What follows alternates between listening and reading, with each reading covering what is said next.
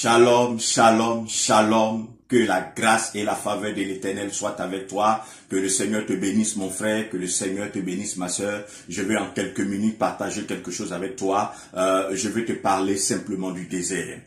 La Bible dit en Osée 2, le verset 14, « Je la tirerai au désert afin de parler à son cœur. » Je vais te parler simplement du désert. Qu'est-ce que c'est en fait le désert?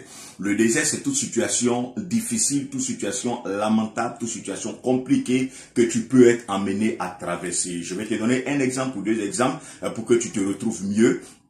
Tu peut-être étais le DG d'une entreprise où tu avais peut-être 2000 euros, 2000 dollars, 800 000 ou 1 500 000 francs de francs CFA et du coup tu te retrouves à perdre ton emploi, tu te retrouves au chômage où tes finances se trouvent amaigries, où tu commences à traverser des situations difficiles. Peut-être que tu avais un époux qui couvrait toutes les charges de la maison et toi tu ne faisais que l'aider et du coup le Seigneur prend l'époux et tu te retrouves seul à t'occuper des enfants, tu dois t'occuper de la scolarité et les choses commencent à devenir difficiles ou peut-être tu es appelé à déménager, aller prendre une maison plus petite, la nourriture ça devient compliqué, manger devient difficile, peut-être que tu avais toi-même tes activités, tes affaires et du jour au lendemain tout tombe à l'eau et ça devient difficile, ça aussi c'est un désert. Mais j'aimerais te préciser que lorsqu'on parle de traverser du désert, toutes les situations difficiles et délicates que nous traversons ne sont pas forcément des déserts.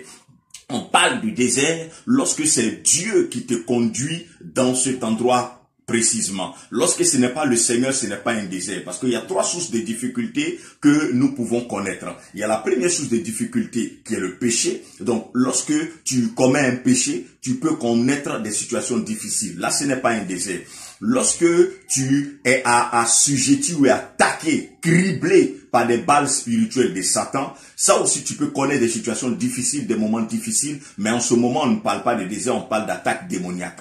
Mais la troisième forme qui est le désert, c'est lorsqu'il s'agit du Seigneur qui veut te prouver.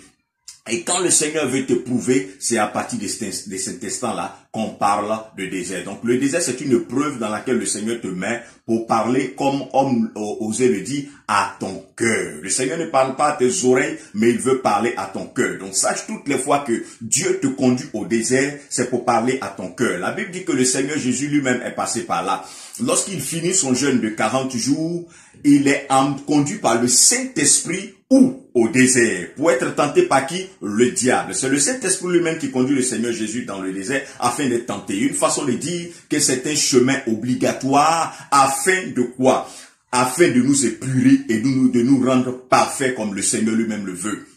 Lorsque nous avons de l'or, pour que l'or soit pur, il faut que l'or soit éprouvé, comme la Bible dit, par le feu. Et le feu a pour rôle de quoi? Enlever tout ce qui est sale, tout ce qui est déchet. Donc quand le Seigneur t'emmène au désert, retiens et comprends que c'est parce que le Seigneur veut aller loin avec toi, c'est parce qu'il veut commencer quelque chose avec toi et par conséquent, tout ce qui est déchet, tout ce qui n'est pas de lui en toi, il faut qu'il le retire. C'est par exemple l'orgueil, c'est par exemple la colère, la mauvaise volonté, la mauvaise foi, les mauvaises choses, tout ce que tu as dans ton quotidien ou dans ta vie qui n'honore pas le Seigneur. Je voudrais m'arrêter en ces quelques minutes-là et dire que le Seigneur te bénisse. La vidéo va continuer. Si ça t'a fait du bien et que tu penses que cette introduction à cet enseignement sur le désert te fait du bien, n'hésite surtout pas à le partager autour de toi. Que Dieu te bénisse, que sa grâce soit avec toi. Et si tu es en train de traverser un désert, que le Seigneur te soutienne et qu'il te fortifie. Shalom, que Dieu te bénisse.